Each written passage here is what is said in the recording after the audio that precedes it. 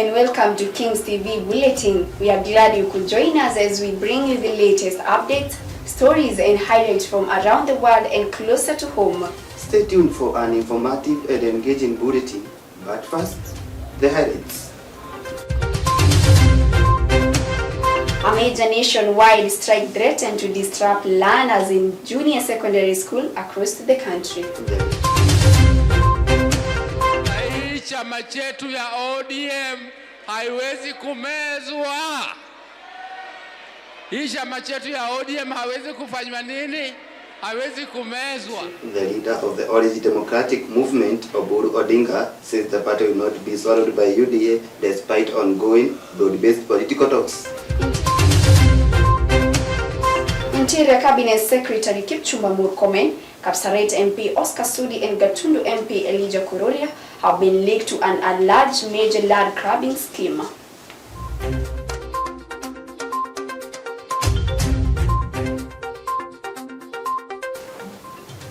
Let us now begin our bulletin. You can follow us on our social media platform Facebook at Kings TV, TikTok, Kings TV_13, YouTube, at Kings Fraternity. My name is Gogi Martha. And I am Itai Congo.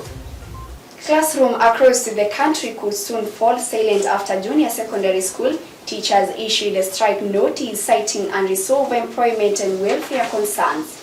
The educators, many of whom are on contract, are demanding permanent and pensionable terms, better pay and improved working conditions. They warn that the failure to address their grievances will disrupt learning nationwide. Education stakeholders have expressed concern over the potential impact on students, urging the government to act swiftly to avert a crisis. The Teachers Service Commission has called for dialogue even as pressure mounts to find a lasting solution to ensure stability. Pius Karaoke reports. A major nationwide strike threatens to disrupt learning in junior secondary schools across the country. Nearly 44,000 JSS teachers have issued an official notice to down their tools starting April 27, the very day schools are expected to reopen for the second term. The teachers urge that the current employment terms under the internship program are degrading and unconstitutional. They say low pay and lack of reliable health insurance scheme have left them in a difficult position, and now they demand permanent jobs along with benefits that reflect the dignity of their profession. The Teacher Service Commission (TSC) and the government are the targets of this pressure, with unions insisting that no lessons will resume until the demands are met. Now the strike is expected to affect schools nationwide, putting the future of more than 1 million students at risk. Parents and education stakeholders are now asking, will the government act swiftly to avert this strike, or will classrooms remain silent next week? Meanwhile, the government officials have called for dialogue, urging teachers to reconsider the strike action. However, union representatives remain firm, stating that previous negotiations have yielded little progress. Kenya's education sector faces disruptions, and JSS teachers are demanding for permanent terms and medical covers. Even as the schools are expected to reopen next week, learning hangs in the balance. Karaoke, Nairobi. Thank you very much, Pius Karaoke. 2 cabinet secretaries and 2 members of parliament are under investigation over an alleged 20 billion shilling land grab involving public land in prime urban area. According to preliminary reporters, the officials are accused of using proxy companies and irregular documents to acquire the land, sparkling outrage among oversight agencies and the public. The Ethics and Anti-Corruption Commission has launched a probe vowing to hold those responsible accountable and recover the land. Leaders across the political divide have called for swift action, inciting that public resources must be protected. Our news reporter BT Sabol has more details.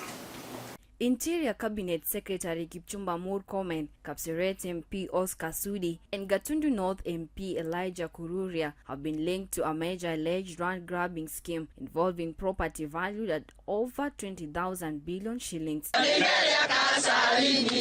According to the court documents, the three leaders are accused of being part of a plot to disinherit a family of prime land relocated in Runda, Nairobi. The land, which hosts the popular Paradise Lost recreational facility, is estimated to span approximately 300 hectares. The dispute is arising from a long-running family feud, with members claiming that powerful individuals are attempting to unlawfully take over their property. The family has since moved to court, seeking orders to compel anti-corruption and land oversight agencies to investigate the trial over allegations of aiding the illegal acquisition of the land. They have purportedly subdivided and come up with several titles which they are selling to innocent wananchi outside here for a throwaway price. Onanga watu wanyonge wanafikiria kunyang'anya. Kwa hivyo watisinyang'anye, sisi huko ni kwetu, na wakisema tuende mahali tulizika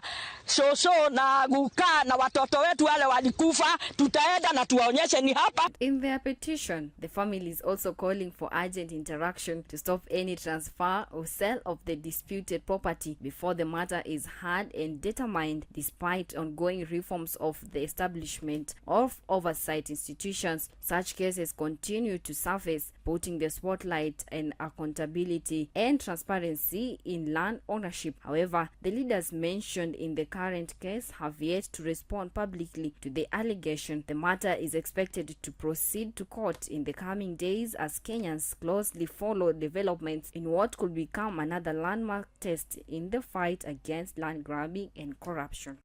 This unfolding saga now places some of the country's most powerful figures under intense scrutiny as questions mount over accountability, influence, and the protection of our private land rights. Reporting Kings TV, my name is Beauty Zawar, Nairobi.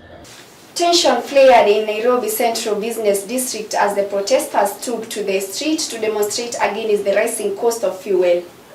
Chanting slogans and waving placards, demonstration called on the government to lower pump prices against that increase has worsened the cost of living. Police were deployed across Key Street to disperse crowd and maintain order, leading to running battles in some areas. Business operations were disrupted as shops closed early, while authorities urged calm and warned against destruction of property. Michelle Wairimu reports.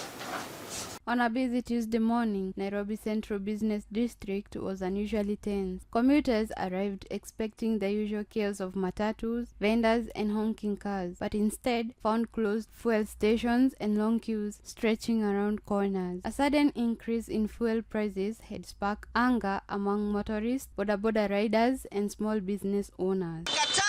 Maisha ya kufinyiliwa, maisha ya kukanyagiliwa chini, wazazi hawana hela ya kupeleka watoto shuleni. Kwa hivyo maandamano ni lazima na wananchi lazima sauti yetu itasikika. By mid-morning, groups of protesters began gathering near major roads like Moi Avenue and Tomboya streets. Some carried placards demanding lower fuel prices and accountability over rising taxes and levies. Traffic slowed to a crawl as police moved in to maintain order. Tear gas briefly filled parts of the CBD, forcing shop owners to shut their doors and commuters to scatter. The usual vibrant streets turned into a cloud of confusion and urgency. Despite the tension, some protesters remained peaceful, urging dialogue rather than confrontation. Others called for urgent government intervention, arguing that high fuel costs are affecting everything from transport fares to food prices. Maisha imekuwa ngumu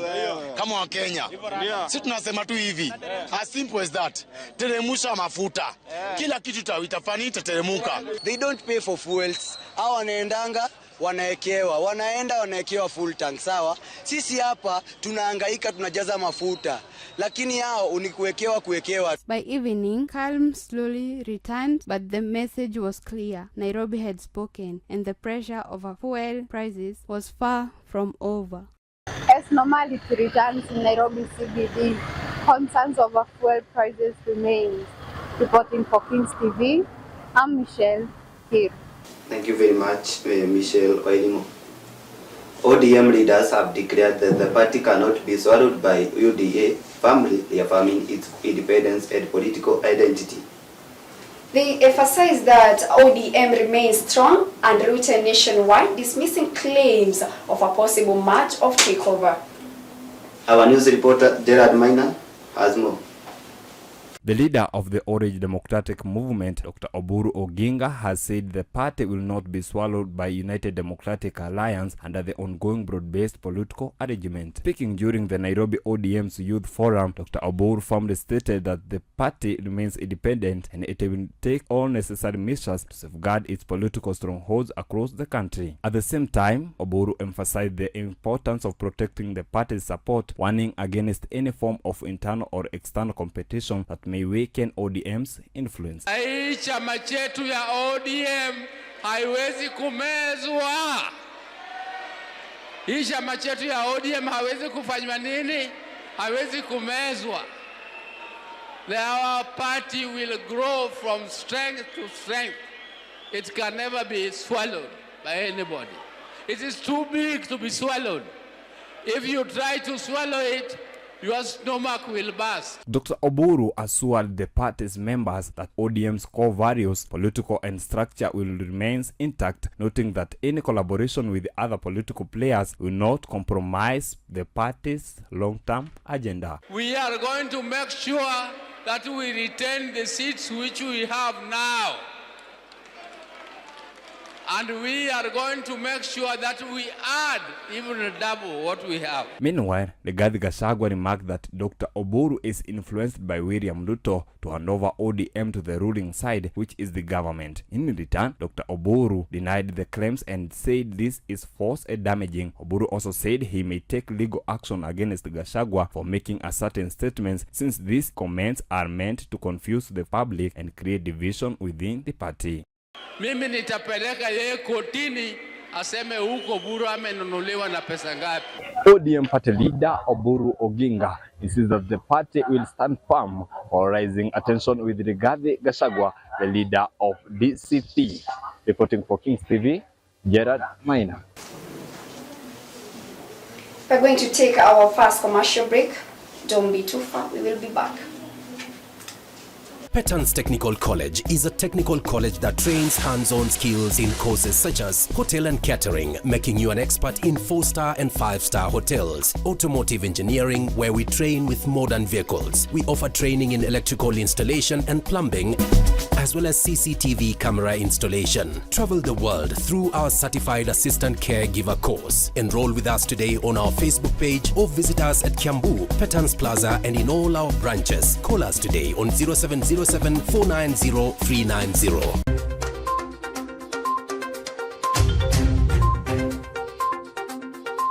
Welcome. A contingent of Kenya police officers have returned home after completing their deployment under the multinational security support mission.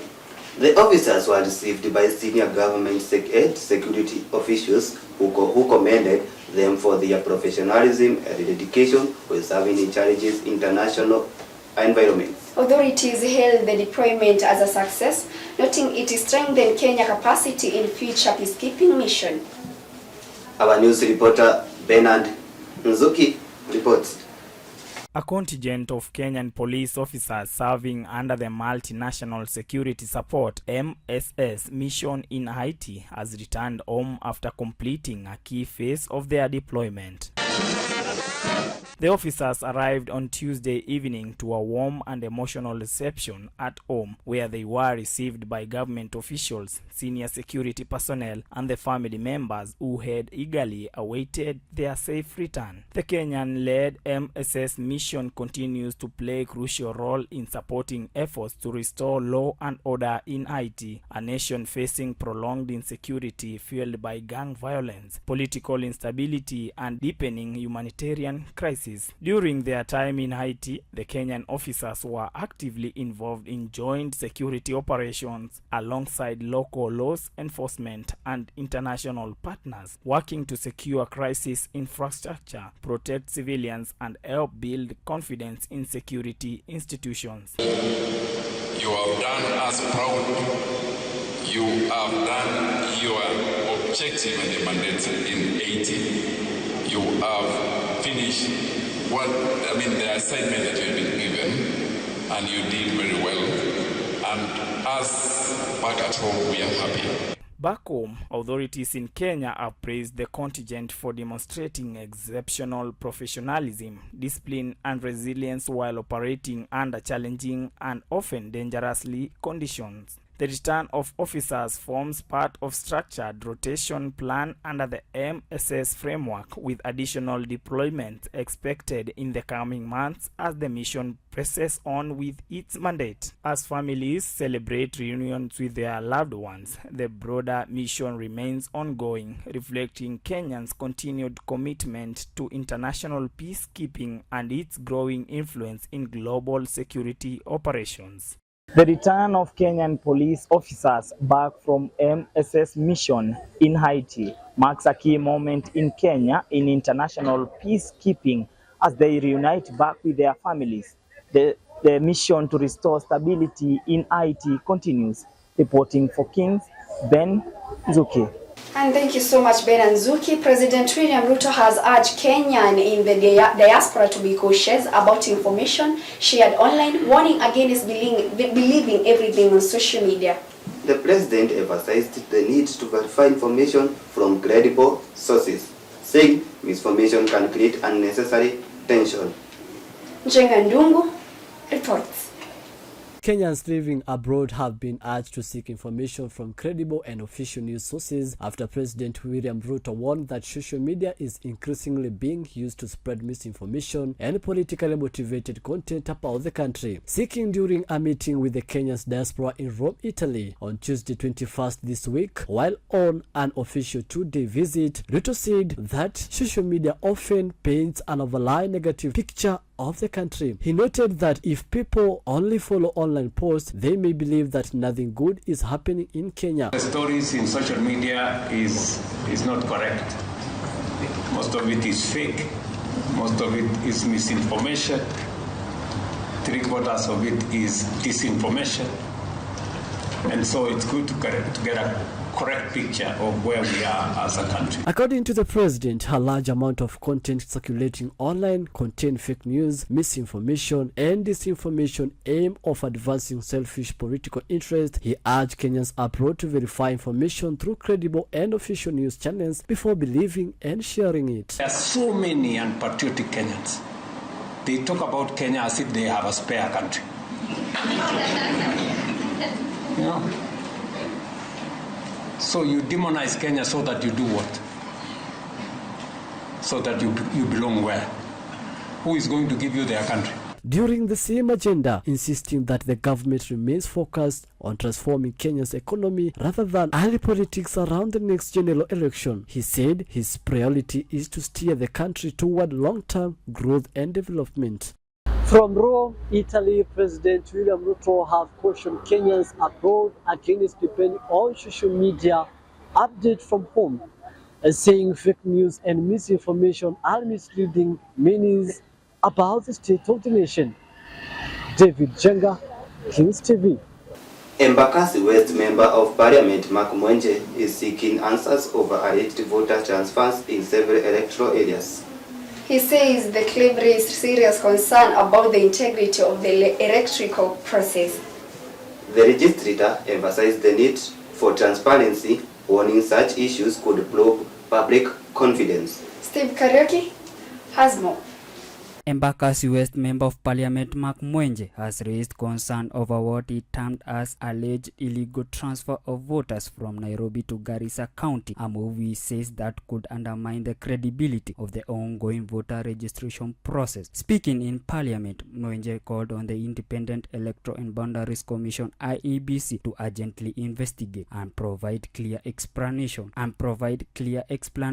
regarding the claims. He warned that any irregularities in the voter register could erode public confidence in the electoral process. Concerns have been raised that during the ongoing verification exercise, several registered voters within Nairobi City County have allegedly been assigned polling stations outside Nairobi, with some reflected as registered voters in Garissa County. The allegations suggest that some of the registered voters from Nairobi may have been improperly listed under Garissa, raising questions about data accuracy and voter registration integrity. In response to the ongoing exercise, IEBC has maintained that voter registration period will not be extended. Kenyans now have 7 days left to register as voters, with the exercise set to close next Sunday. The Commission has urged eligible citizens to take advantage of the remaining window to ensure they are included in the voters' roll ahead of the next general election. Given extra time, so 7 days are there. Kenyans have an opportunity within these 7 days to register themselves. We have brought kits very close, registration centers very close to them. They are being done in constituency offices, they are being done at Huduma centers, so an opportunity has been availed for everybody. The matter is expected to attract further debate in Parliament as pressure mounts on the IEBC to safeguard transparency and accountability in the electoral process. Embakasi West Member of Parliament Mark Mwenje has accused alleged voter transfer irregularities from Nairobi to Garissa and is seeking clarification from the Independent Electoral and Boundaries Commission (IEBC), which maintains the voter registration exercise, which will end next Sunday without any exercise. Stephen Kariuki, Kings TV, Nairobi. Thank you so much, Steve Kariuki. Students and education stakeholders staged protests in several parts of the country, demanding increased funding for the education sector. They cited delayed capitation, rising school fees, and lack of adequate learning resources. Police were deployed to manage Police were deployed to manage the protest, with some areas witnessing brief confrontation. Our news reporters, Marion Akinyi, reports. We begin with concerns surrounding the teachers' insurance scheme in the country, which has raised questions among educators and stakeholders. Many teachers have expressed dissatisfaction over delays and complications in accusing insurance services. Working, SHA is a scam, it's a conduit that is used by a politician, and unless they just reform it to serve us better, we will not accept it at all. These issues have led to growing frustration, especially when teachers or their dependents need urgent medical attention or claims processing. Teachers' Union have called for urgent intervention, urging the relevant authorities to address the challenges affecting the insurance provider. They argue that efficient and reliable insurance services are essential for the welfare of teachers. Teachers are going to any facility within the county and outside the county.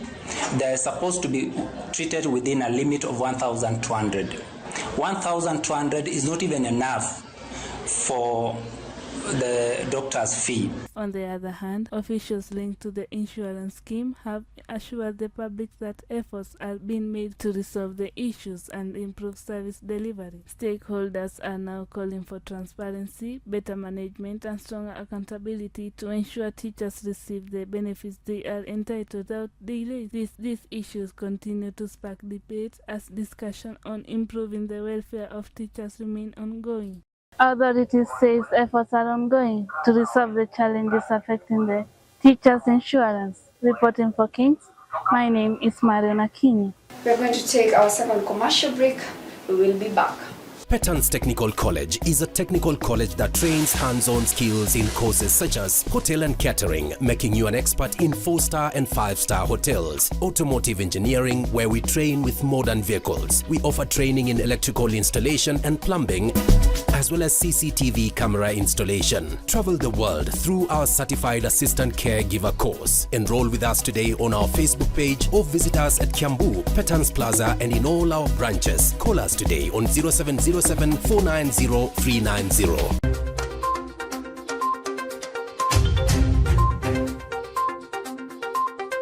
Welcome. A new political buzz is emerging as the Sifuna Orengo camp appears to be stepping up effort to expand its influence. Observers say the camp is positioning itself strongly ahead of future contests as the rival groups intensify their campaigns. Alice Njeri has more. Leaders alleged to Senator Edwin Sifuna and the Governor James Orengo have unveiled a new political strategy ahead of 2027 general elections. The first strategy focused on the grassroots mobilization, with leaders engaging direct with citizens at the local level of building a strong support base. At the same time, the camp is keeping its political opinions open, including the possibility of fielding a presidential candidate in the upcoming elections. Sources indicate that the leaders are avoiding early commitments on leaders' positions, allowing flexibility as political dynamics continue to evolve. The group has also distanced itself from President William Ruto's camp, choosing instead to strengthen its role within the opposition. Political analysis says the dual strategy could help the Sifuna Orengo camp expand its influencing while remaining adaptable in a rapid changing political environment. As the country moves closer to the 2027 election, such strategies are expected to shape the political landscape significantly.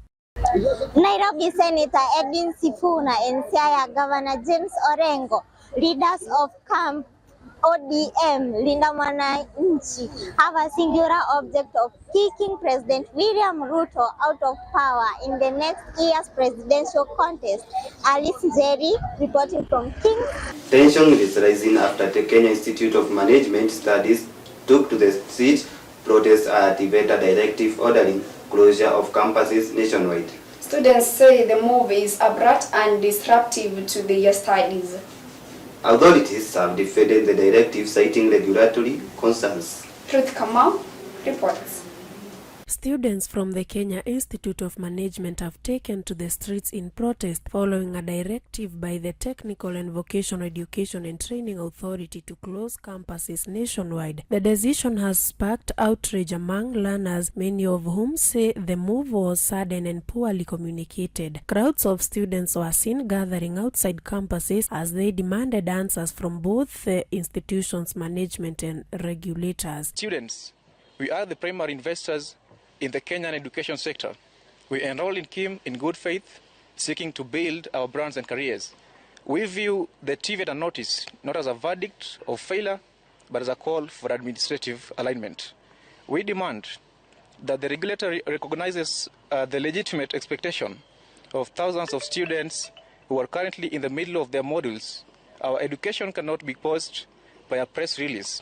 It must be protected by a partnership. The protesters say the closure has disrupted the academic schedules, with some now uncertain about upcoming exams and course completion. TVETA, which is mandated to oversee and regulate technical and vocational training institutions in Kenya, is said to have issued the directive over compliance concerns. However, students argue that they are being unfairly affected by issues beyond their control. Many are now calling for urgent intervention from education authorities, urging dialogue to resolve the standoff and allow learning to resume.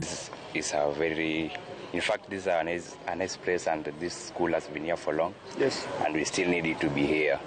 So whatever situation that is on hand, we need it fixed as soon as possible so that the normal programs can go on. Education stakeholders warn that prolonged closures could have far-reaching consequences, including delays in graduations and added financial strain on students. As demonstrations continue, pressure is mounting on both KIM and management and provide clarity and a sustainable solution. For now, students say they will keep pushing until their voices are heard and their future secured.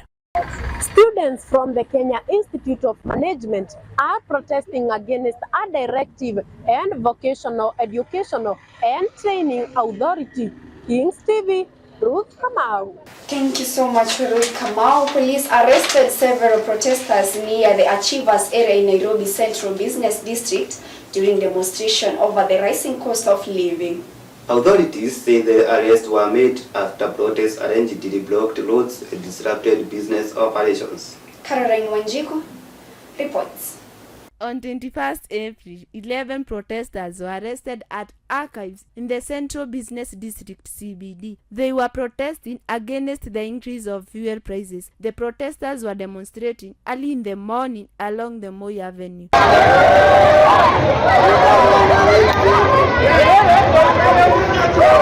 They carried charts written their request to the government and where they were chanting slogans which expressed their anger due to the rise of fuel prices. The witness said that the atmosphere was very calm as the protesters moved in streets, drawing attention from pedestrians and nearby businesses. The authorities ordered the protesters to disperse, stating that the demonstration had not been officially given authority. Some individuals obeyed and began to leave, while the rest remained there. They refused to leave and insisted on their constitutional rights as Kenyan citizens. Tension quickly escalated as the authorities started to clear the area.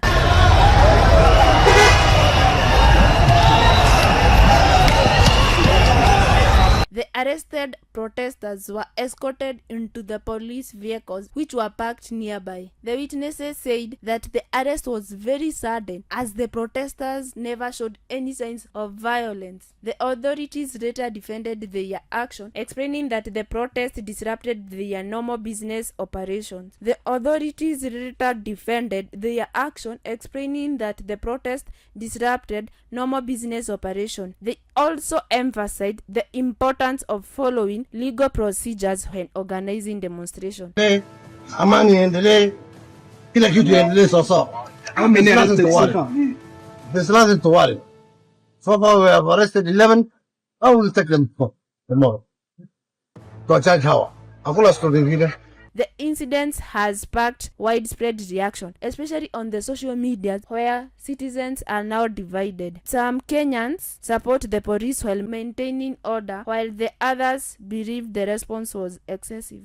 The citizens urges the government to reduce the cost of fuel so as to reduce the cost of living. The big question remains, will the government hear its citizens? Reporting Kings TV, Kar Wanjiku. United opposition leaders have begun a two-day tour of Kitui County, engaging residents on key national issues. They were received by large crowd as they kicked off rallies and consultative meetings across the region. The leaders are also seeking to strengthen their political base while calling for unity among supporters. Hortensia Mbiu reports. In April 2026, leaders of Kenya's United Opposition, including Kalonzo Musyoka, Martha Karua, and Eugene Wamalwa, arrived in Kitui County for a two-day political tour that took place on 22nd and 23rd. Mawe nasikia ukizunguka mara 7 unageuka. Nataka mtafute mawe ingine hapa Wakamba. Kasongo akuje. Asuzunguke mara 7. Awache uongo. Awache wizi. Mutatafuta jiwa Wakamba. Mutatafuta. On the first day, the leaders walked through crowded markets, shaking hands with traders and listening to their struggles with the rising cost of living. Youth groups gathered to share their frustration about unemployment, while the leaders took notes and responded with messages of hope and reform. On the second day, the tour reached deeper into rural areas where farmers spoke about droughts and lack of resource. Sitting under trees and in open fields, the leaders held honest conversation with the community, promising the push for better support system. By the end of the tour, a large rally brought everyone together. As the sun began to set, the leaders stood before the crowds, united in messages and purpose. The people of Kitui watched as the convoy departed, carrying with it their voices, their concern, and a renewed sense of possibility. Opposition leaders are now in Kitui for a 2-day tour to popularize their agency and mobilize their supports. Reporting for Kings, Hortensia Mbiu. Thank you very much, Hortensia Mbiu. We shall take a commercial break. We shall be back with Business Story.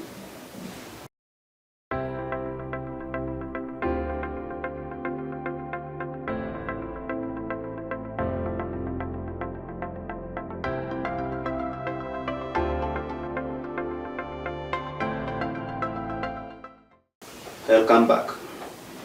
Kenya's floriculture industry is feeling the impact of the ongoing Middle East conflict, with the exporters reporting disruption in key markets. Industry players warn the reduction demand and delayed shipment could affect earning, as stakeholders call for the urgent measure to stabilize the sector. Our news reporter Jacqueline Wajiro reports. Kenya's floriculture is facing major disruption following the ongoing conflicts in the Middle East, which has interfered with export routes and pushed up costs. The region is a key market for Kenyan flowers, accounting for between 10 and 15% of exports. It also serves as a very important transit hub for shipments and Europe and other global places. 6-7 weeks have been very difficult for growers, exporters of cut flowers and ornamentals from Kenya. This follows the increased conflict in the Middle East, which has disrupted critical air cargo routes. Air cargo capacity on the routes have dropped by much as 30%, which global nearly fifth capacity has been taken offline. Double the number in terms of value or money that we were using to export before. However, the situation has worsened. Now farmers are being forced to dump their produce due to limited market access, while exports still continue to record heavy losses. Thousands of jobs are at risk as the invention, including the urgent release of about 10 billion, is paying VAT refunds and ease cash flow pressure. Over the 3 weeks, the industry has recorded losses of about $620 million, with a portion linked to flowers that perish before reaching the markets. About 20 to 25% of our produce we are throwing away, right? Which is substantial. Why are we throwing away? Because the freight cost is too high. I cannot send to Europe. Exports are now trying to redirect flowers to other alternative markets, such as Asia or local markets, but these markets may not have the same volume or offers similar prices. The Kenyan industry is one of the top foreign exchange earners, so reduced export directly affects the country's economy and trade. Kenya's flower industry is under strain as export disruption linked to the Middle East conflicts pushes up costs and limited access to key markets. Reporting for Kings TV, Nairobi, my name is Colleen Wanjiro. Thank you so much, Jacqueline. We'll take our another commercial break, but we'll be back with sport news with our sport anchor, that is Ben Nzuki. So stay tuned.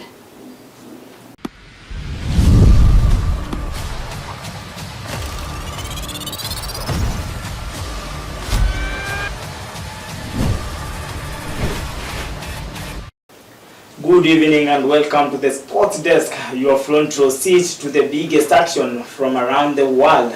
Tonight, the drama continues as football giants clash in high-stakes encounters. Last-minute goals steal the spotlight and title races heat up across Europe. From the intensity of the league battles to the thrill of the continental competitions, we've got all the highlights, reactions and expert analysis. We also turn to the athletics, where rising stars and seasoned champions are making headlines both on and off the track. Ben Nzuki is my name, and this is where the game truly begins.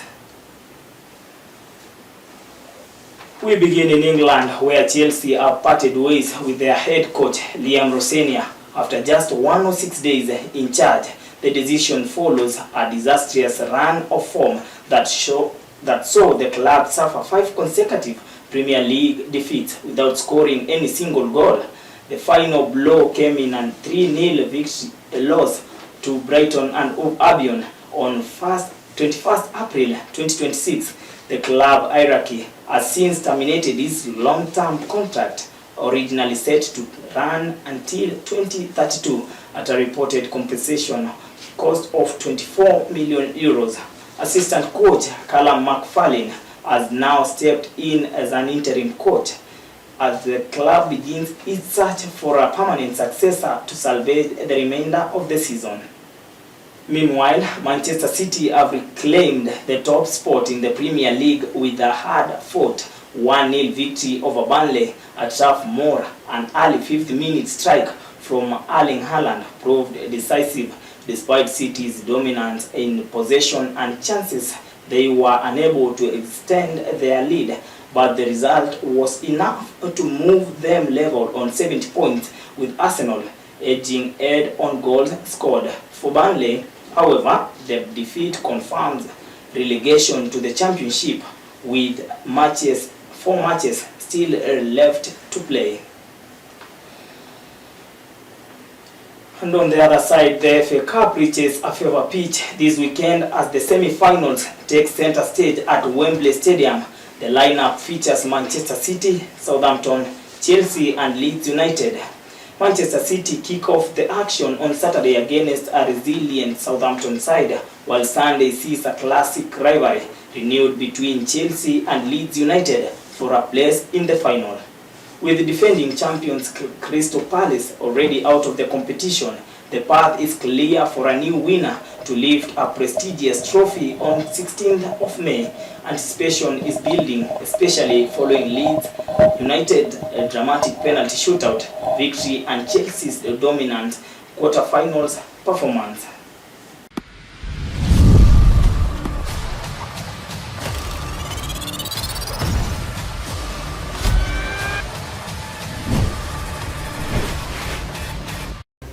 Bernard Nzuki. Yes, Mr. Gilai Congo. How are you? I'm very fine. We can see that Chelsea have sacked the coach. Will Liam Lozenia see another club, or maybe now it is over? I think you might see another club since he's a coach. Yeah, there is a probability. There's a probability. What about Ruben Amorim? Ruben Amorim already, I think he's a coach right now. Yeah. Coaching a club in Portugal. What about you, Mariana? What can you say about those coaches? Those who know me, I actually don't participate. I don't support any team, especially football. I'm not a fan of sport. But guys, thank you so much for those who tune in until we started our bulletin. Until now we are over. My name is Mariana Ngugi. Good night. I am Ben Nzuki. And I am Gitai Congo. Let us meet Monday on Sport Special. Goodbye.